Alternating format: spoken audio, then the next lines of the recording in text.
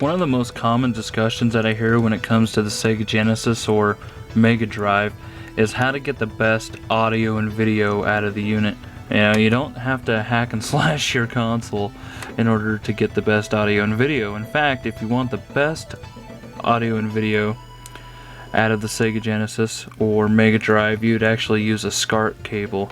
And you can pick up SCART cables that actually plug into the DIN output and go out to a SCART connector for fairly cheap, and they're not too hard to come by.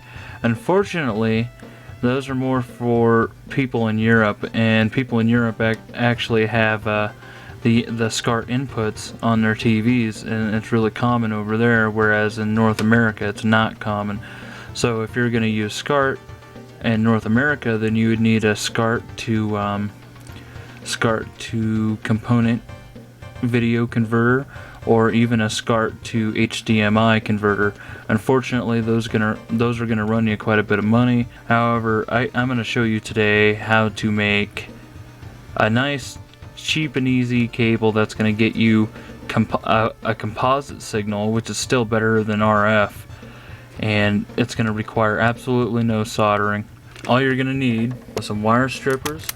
If you don't have cool wire strippers like this, you can just as easily use your teeth or a lighter, and you can actually just kind of heat up the wire and just simply pull off the plastic. You want to be careful when you do that though, because it obviously will burn you if you're not quick about it.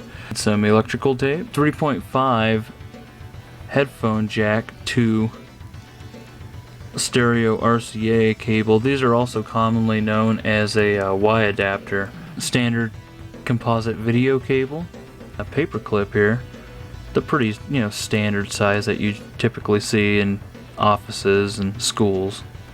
Okay, so the first thing you're gonna do is you're gonna take your composite video cable, and it depends on if you want to do mono sound coming out of your Genesis and the video, or if you just want to solely run off your Y adapter for stereo sound. Personally, I suggest you use stereo sound, because the stereo sound on the Sega Genesis is just insanely awesome, and it's yeah, I suggest you use stereo, okay?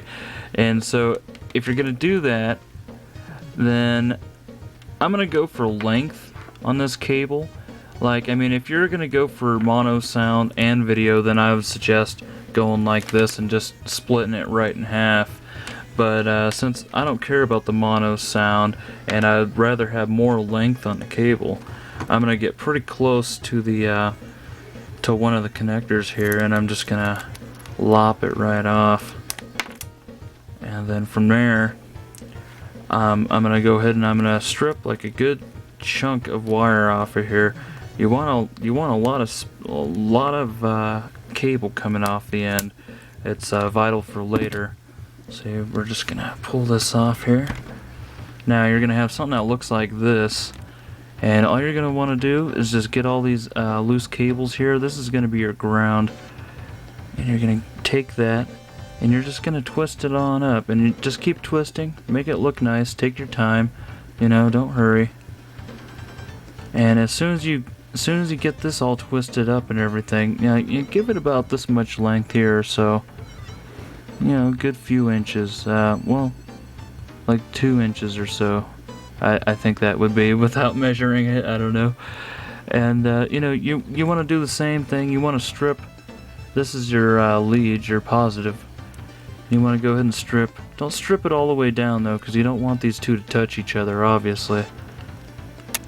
Alright, now that I got the wire all nice and twisted and nice looking, I'm going to go ahead and set it aside for a second. I'm going to get all this miscellaneous wire pieces out of my way, and I'm going to go ahead and take the paper clip, and I'm just going to kind of unravel it here, bend it out, and I'm going to go ahead and I'm only going to need 2 pieces off of this, and they don't really need to be that long, but I'm going to make them about,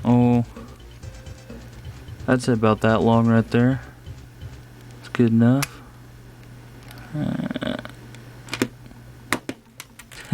There's one piece, and there's the other. And we can just throw this aside here. Alright, now that we have our two pieces that are about the same size, I actually did that pretty good. I'm just gonna take the end of this cord and I'm just gonna wrap it around it. Nothing fancy, just wrapping it around just like this here.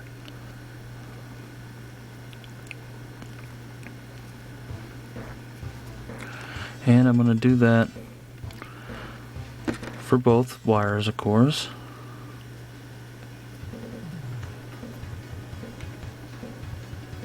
Should look something like this when you're done wrapping it together. And from there, I'm just gonna take some electrical tape, and what I'm gonna do is I'm gonna get a couple good-sized pieces here, and I'm just gonna tape both these up. Doesn't have to look pretty, you know. This wire isn't meant to look pretty and isn't meant to be super fancy, professional, or nothing like that. It's just supposed to get the job done. That's what's important. But it is important to tape these up because you don't want them to touch each other. You don't want them to touch other things. And you definitely don't want your wire slipping off of there. Alright, so as you can see, I got it all taped up. And it's nothing fancy looking, and it doesn't need to be, okay? This is just a nice, cheap, but efficient cord to make. And once again, you don't have to use any soldering. If you want to solder the wire directly onto the paper clip, you always could do that. But what I did is I put pieces of tape around each individual wire and paper clip, and then I taped them together. And I didn't go all the way down because you see how that, you might be able to see how that little piece of white sticking out there, and I left that there deliberately so I know that this is my positive and this is my negative. Okay, now so once you got your wire made, all you gotta do is go to the back of your Sega Genesis and then just count. You look at the DIN output there, and you're gonna skip that top one there, and then you're gonna go to the very next one. That's your lead, okay? And then the one on the very bottom here, the one that's all the way down there, okay, that one right there, that's your ground. So I'm gonna go,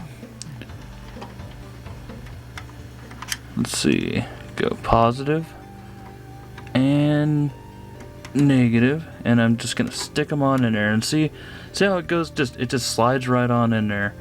Nothing fancy, stays in there pretty well, but then again, it's not the best connection that you could possibly make, but it's going to be good enough for what we need.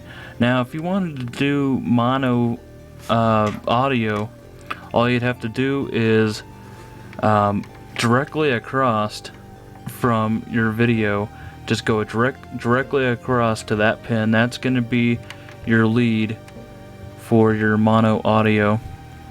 And then you would actually want to use the same ground as your video. So that's how you'd do that if you wanted to do that. But once again, I don't suggest you do that because stereo is definitely the way to go. Now once you have that into the back of your Genesis, you want to take your Y adapter here, unravel it if it's raveled up. Raveled up, is that even a word? is that a saying? I don't know. Anyhow, plug that into your headphone jack on the front of the Genesis here, and we're gonna go ahead and plug this all into your TV. Now I'm gonna be using a good old SD TV because that's what I like to use.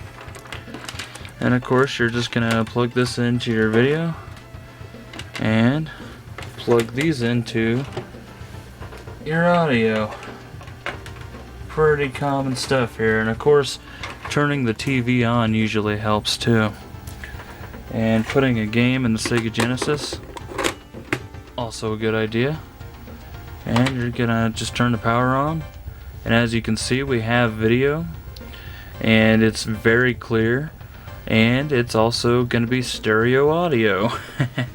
And so that's how you can make your Genesis have very good audio and video without, spending any money or having any solder skills. So I hope that helps somebody out. Happy video gaming.